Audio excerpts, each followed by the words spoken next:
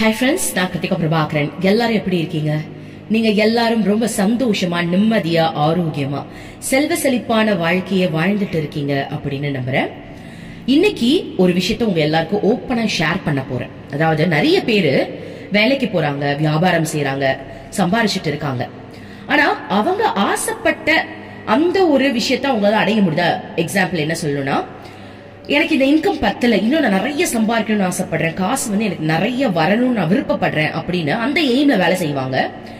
ஆனா அது கரண்டா கிடைக்குதா அப்படின்னு பார்த்தா அதை அச்சீவ் பண்ணணும்னு ஆசை இருக்கே தவிர, ஆனா சூழ்நிலை அது அடையிற மாதிரி தெரியல. பிசினஸ் பண்றவங்களுக்கு ஏதோ வருமானம் வருது, ஆனா அவங்க ஆசைப்பட்டு அந்த காசை அடைய முடியுதா அப்படின்னு பார்த்தா அது நம்ம தள்ளி போயிட்டே இருக்கிற மாதிரி இருக்கு.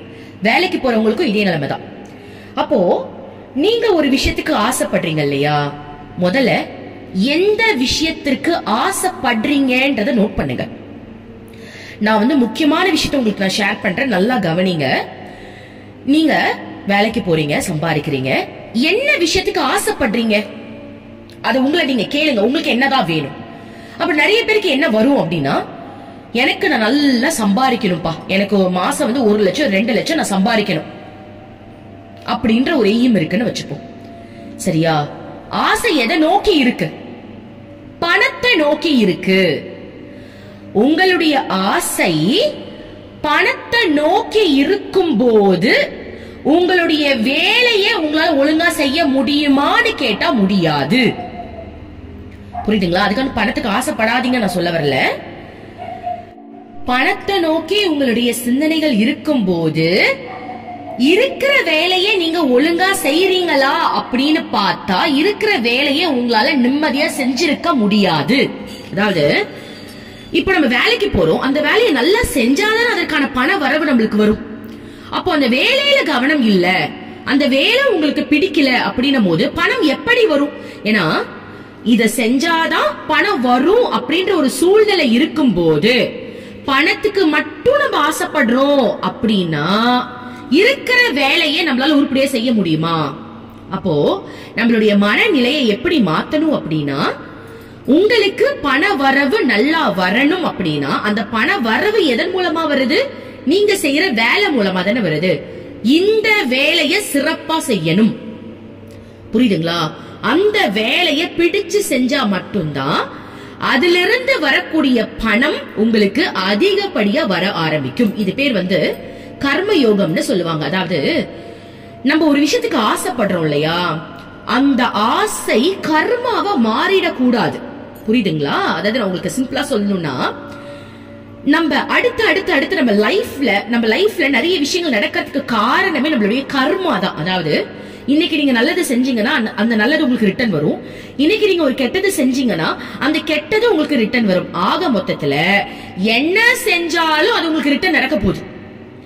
அப்போ அந்த ரிட்டர்ன் நடக்குது அப்படின்ற ஒரு விஷயத்தை நம்ம கட் பண்ணாதான் நம்மளுடைய பிறவியை பலனடைய முடியும். ஏன்னா நம்ம கர்மா செஞ்சுக்கிட்டே இருக்கோம்னு வச்சுக்கோங்களேன், பிறப்பி எடுத்துக்கிட்டே இருப்போம். அதாவது இது ஒரு கால்குலேஷன், இது ஒரு மேக்ஸ் மாதிரி, முடியவே முடியாது, இன்ஃபினிட்டி மாதிரி போயிட்டே இருக்கும், இதுக்கு முடிவே இருக்காது. அப்போ அந்த கர்மாவை எப்படி செய்யணும்னு நான் சொல்றேன் பாருங்க.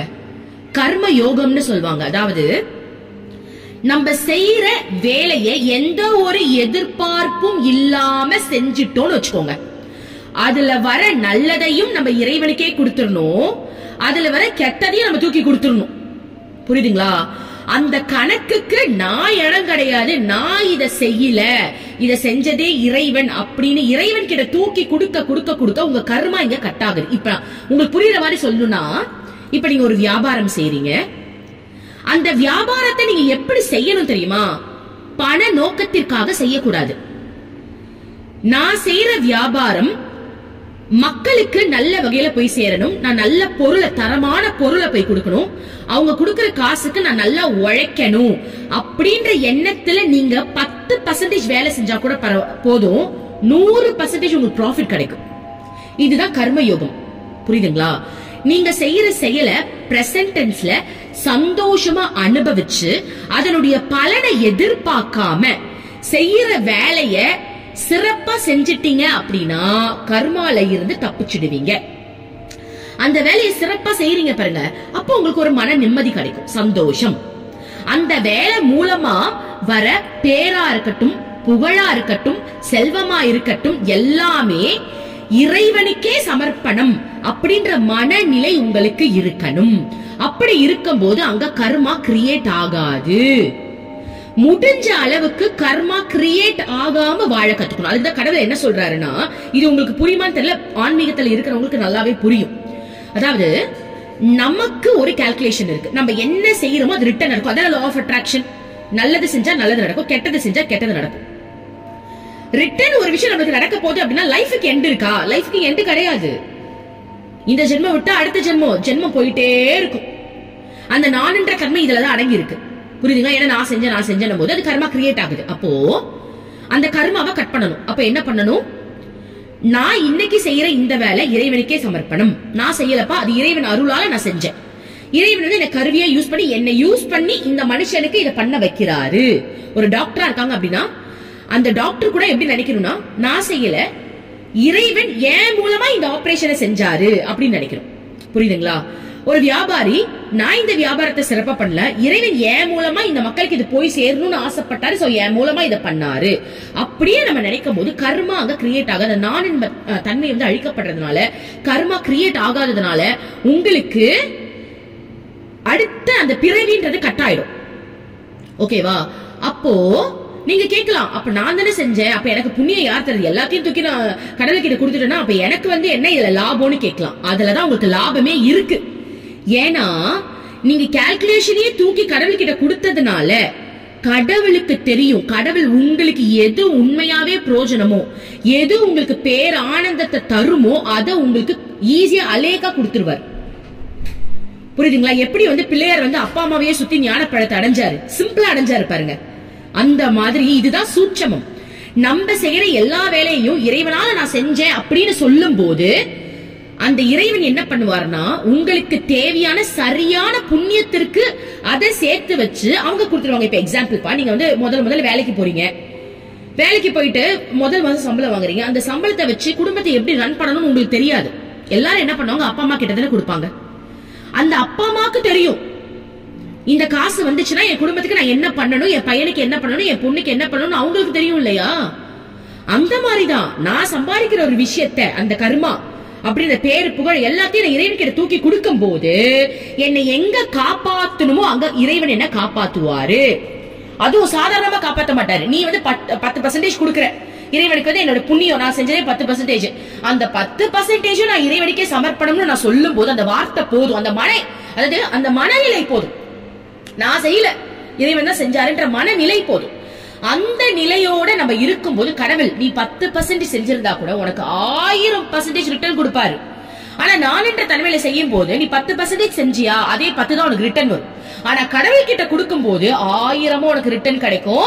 உனக்கு கிடைக்க வேண்டியது இமீடியட்டா கிடைச்சிரும். சோ நான் இப்ப என்ன சொல்ல வரேன்னா, நீங்க ஒரு வேலைக்கு போறீங்க, ஒரு பிசினஸ் பண்றீங்க, நல்லா சம்பாதிக்கணும்ன்ற எண்ணம் இருக்கா? அப்ப முதல்ல நீங்க பண்ண வேண்டியது இருக்கிற வேலையை ரசிச்சு செய்யணும், அனுபவிச்சு செய்யணும். இந்த வேலையை நான் காசுக்காக செய்யல, எனக்கு இந்த கம்பெனி சோறு போடுது, அந்த நன்றி உணர்வுக்காக இந்த கம்பெனிக்கு நான் உழைக்கிறேன்.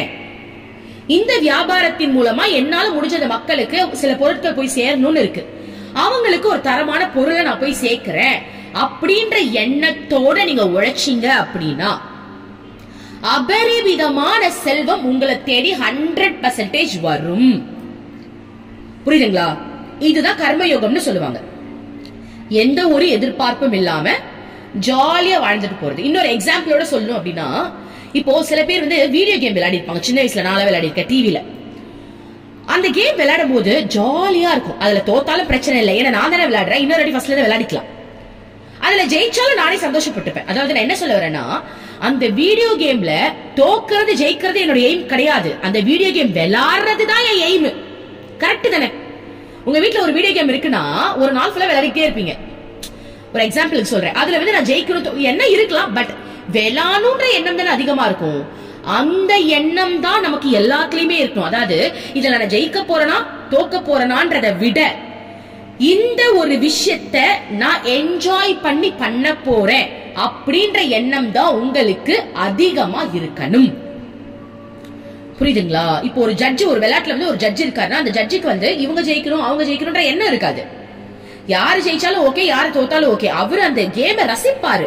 அந்த ரசிப்பு தன்மையோட உங்களுடைய வேலைகளை நீங்க செய்யும் போது அதுல இருந்து வரக்கூடிய செல்வம் வந்து உங்களுக்கு அபரிவிதமா கிடைக்கும். சோ முதல்ல நீங்க பண்ற வேலையை ரசிச்சு பண்ணுங்க. பிடிக்கலனாலும் பரவாயில்ல, சூழ்நிலைக்காக தானே வேலைக்கு வந்திருக்கீங்க. உடனே தூக்கி போட்டுட்டு பிடிச்ச வேலைக்கு போக முடியல அப்படின்னா ஒன்னும் பிரச்சனை இல்ல. இருக்கிற வரைக்கும் இந்த வேலையை ரசிச்சு பண்ணுங்க. ஒரு ஸ்டேஜ்ல இதை நீங்க ரசிக்கிறதுனால நீங்க ஆசைப்பட்ட உங்களுக்கு பிடிச்ச வேலை சீக்கிரமா உங்களுக்கு கிடைக்கும். புரியுதுங்களா? சோ இருக்கிற வேலையை ரசிச்சு பண்ணும் போது கிடைக்க வேண்டியதும் கிடைக்கும், அதுல இருந்து செல்வமும் கிடைக்கும்னு சொல்ல வரேன். ஓகே, ரொம்ப நன்றி. இது எத்தனை பேருக்கு புரிஞ்சுது அப்படின்னு கமெண்ட்ல போடுங்க. Thank you universe.